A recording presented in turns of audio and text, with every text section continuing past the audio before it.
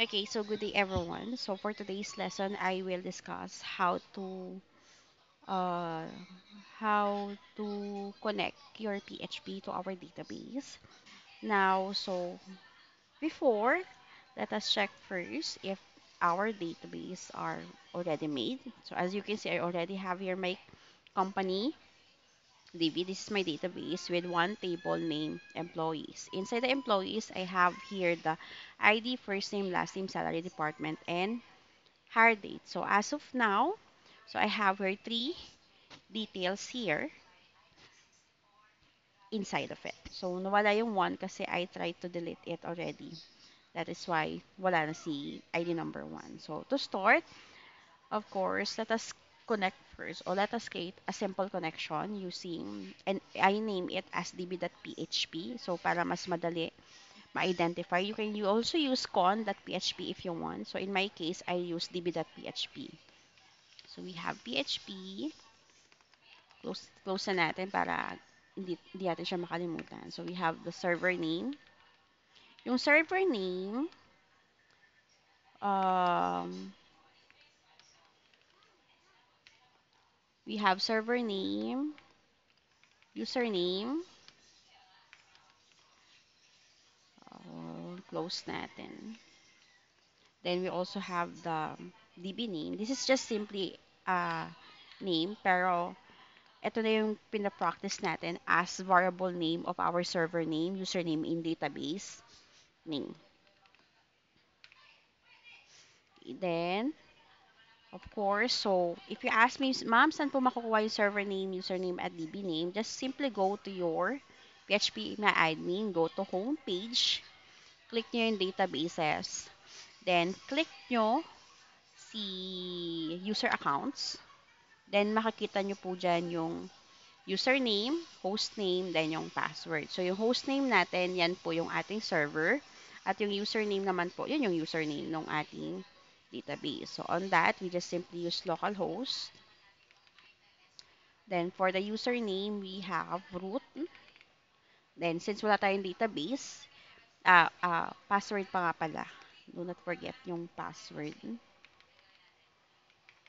Yan. So let us say, wala tayong password, kaya close lang natin, close parenthesis. Then yung ating database name. Honestly, yung company DB ko kasi naka-capital letter yan, kaya ilalagay ko sa kanya company DB. Kailangan kasi parehas.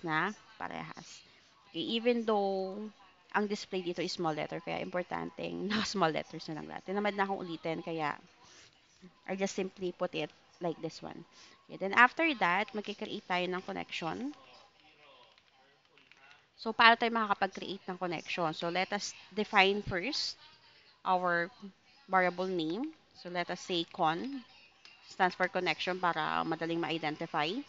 Then, new MySQL.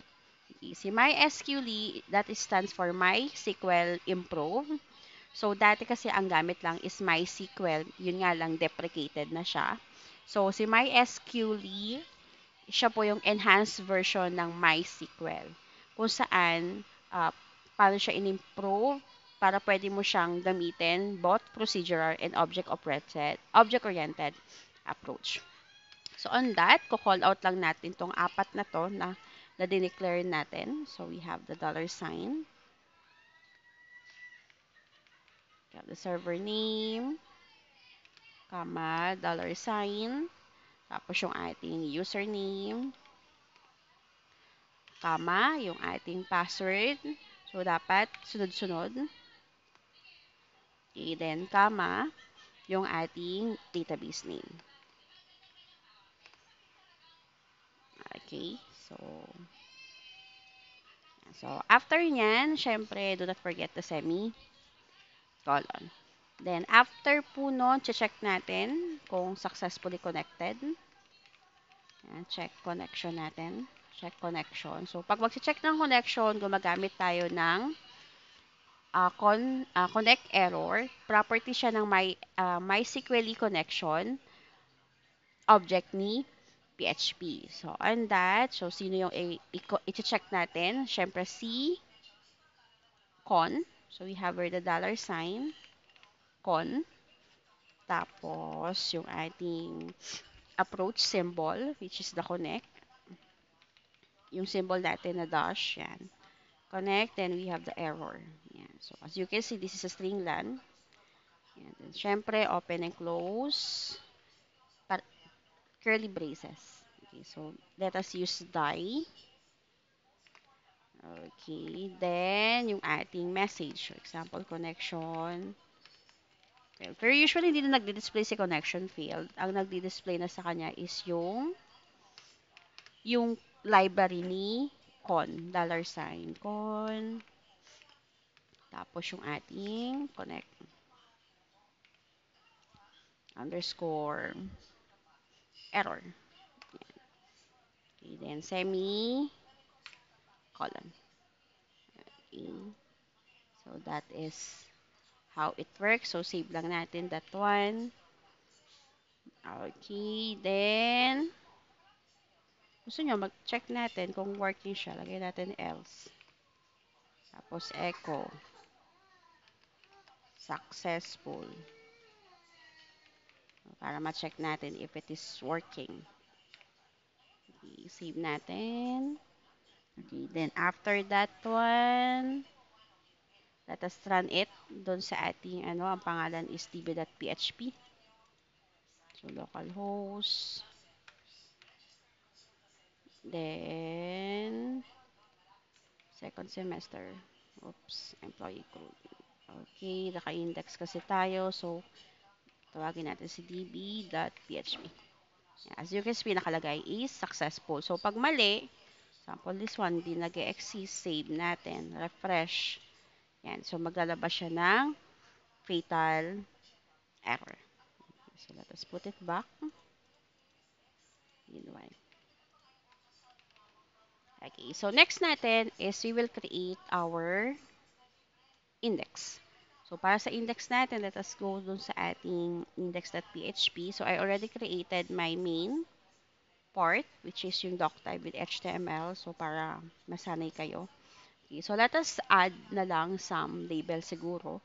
Let us say this is the H1 employee crude. Okay, tapos ito the operator. H1 close. Okay, to start with, syempre create tayo ng update form. Lagyan natin ng label. Practicein natin, naglalagay tayo ng label. Yan, so create update form. So gusto ko mag-create at mag-create ng update form. Siguro mas maganda kung yung read muna yung gawin natin. Yan, so let me just simply, muna yan. Gawa muna ako ng read para ng read.php para ma-display natin lahat ng data natin. So, to do that, syempre, pwede naman kahit si PHP na lang itself. So, we have here PHP. Yan. Gawin muna natin si read. Yan. So, sa pag-display muna, syempre, include natin yung pinaka-database natin. So, every time na meron tayong i-call out na data, you need to include the database. Yung pangalan ng ating database. So, lagi yan nasa unahan. Okay. Then, after that, i-declare natin si asterisk SQL as a name lang, si SQL. O select. I-all natin kasi select asterisk tapos from wait lang kasi yung phone ko pakalat-kalat yan. From then yung pangalan ng employees. Like that one. Okay, then semi-colon. So, siguro, small natin, employees. Small ba yun ang nakalagay doon? Anyway. Okay, $sign. Yung next niyan is yung result.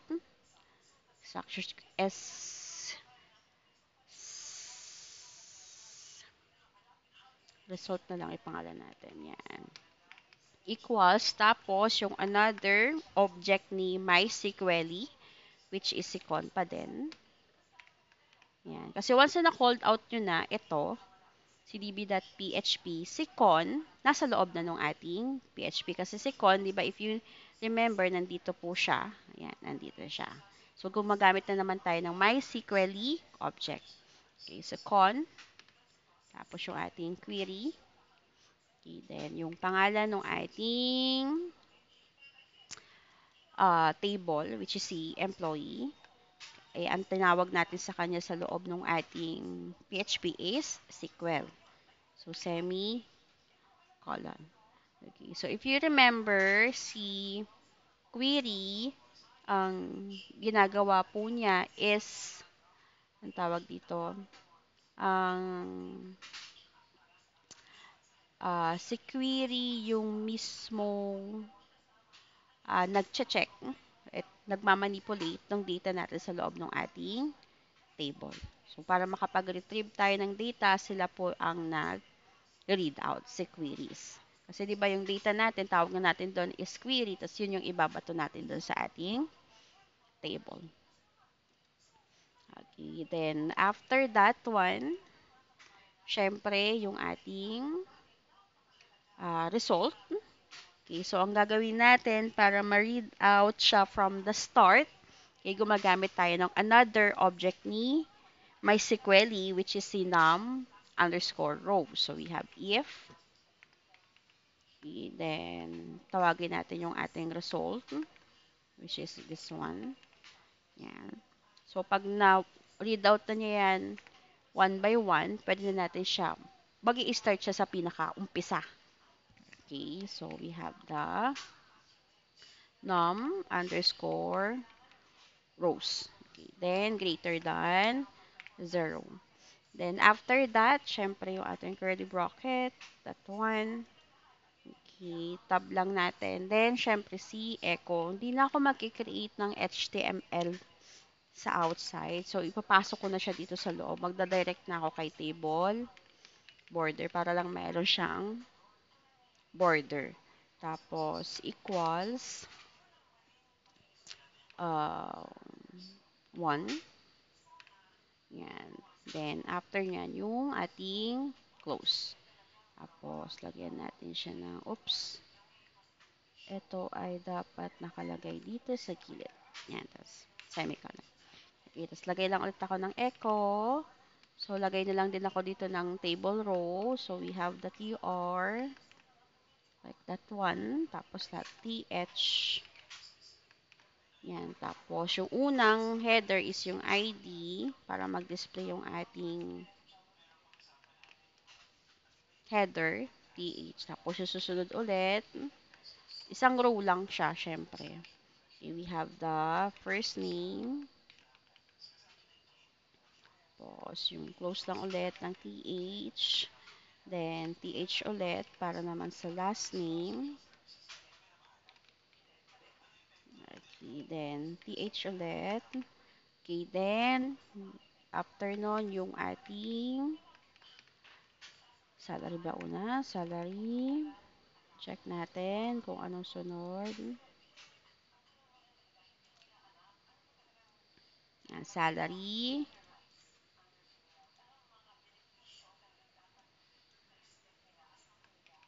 Ayan. Tapos, yung ating department.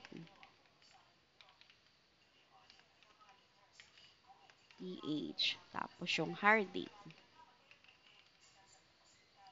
Do not forget the TH. Dapat, yan. The hard date, TH. Okay, syempre, do not forget yung ating closing ng table row. Okay, then, after nyan, enter natin. Do not forget si semicolon. Kasi mag-error yan. Semicolon. Okay. Gamit tayo ng while para ma-read out siya one by one. Yun ang pinakamadaling paraan para mag-display siya continuously. So, let us add while. Then,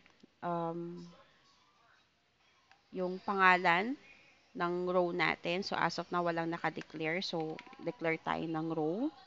Tapos, yung result niya. Okay. So, we have the dollar sign result.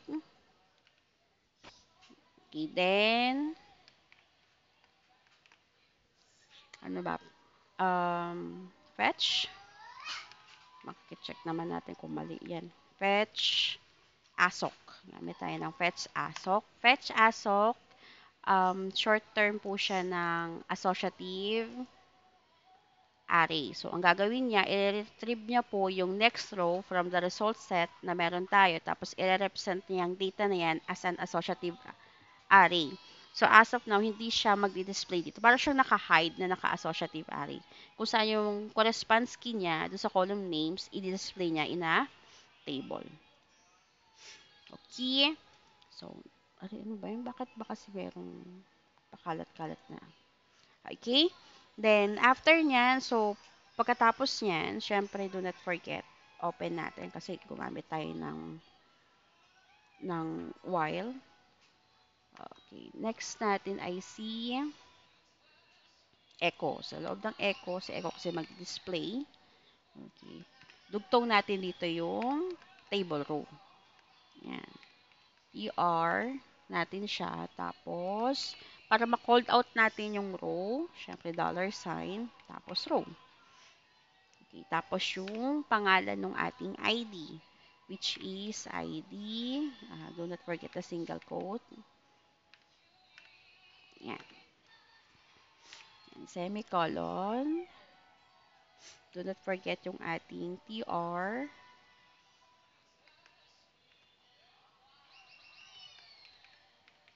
Yan, TR. Okay, so, siguro dapat dito is lagay natin sa TD para table data. And TD, this one. Tapos ito, enter natin sa baba. So, para sunod-sunod. TD. TD, yan. Lagyan natin siya ng indentation para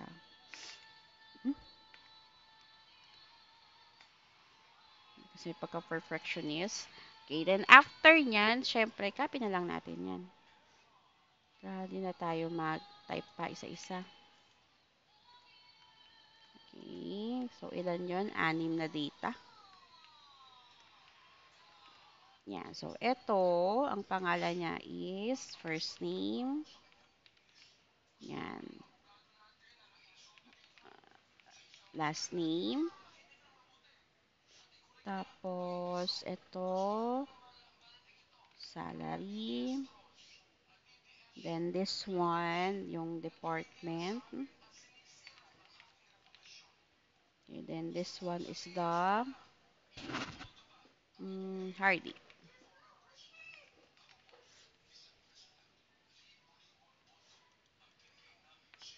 Okay, then, syempre, save natin yan. Okay, sa labas, since sa labas yung table natin na echo, lagay natin si echo dito. Tapos, yung ating table, yung closing ng table. Make it formal, syempre, para hindi madama yung iba. Okay, save. So, meron tayong if. So, pag walang data, lagyan natin siya ng else. Para in case man na walang data na nakasave. Natin ng else. Do not forget yung closing tag nito. Ayan. Kasi ito para sa while. Ito para sa if. Tapos ito si else.